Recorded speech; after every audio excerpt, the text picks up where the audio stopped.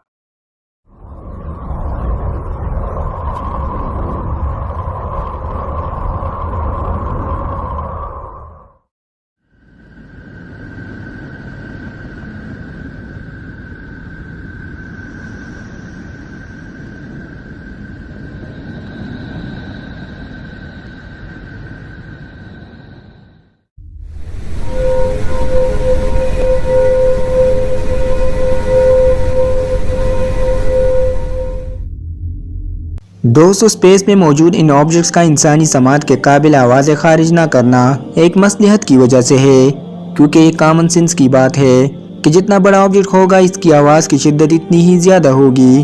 अगर ऐसा होता तो हमारी ज़मीन की आवाज़ बहुत शदीद होती और नाकाबिल बर्दाश्त भी।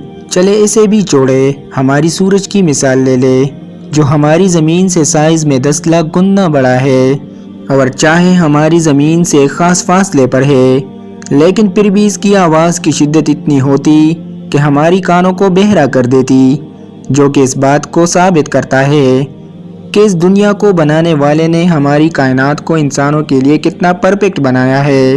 दोस्तों, आपको इन सैयारों में सबसे अच्छी आवाज़ किसकी लगी और क्यों, मुझे कमेंट सेक्शन में ज़रूर बताइएगा। दोस्तों, मुझे उम्मीद है कि आपको ये वीडियो काफ़ी इंफॉर्मेटिव लगी होगी। वीडियो को लाइक, शेयर और चैनल को ज़रूर सब्सक्राइब कीजिएगा। अल्लाह हाफिज़।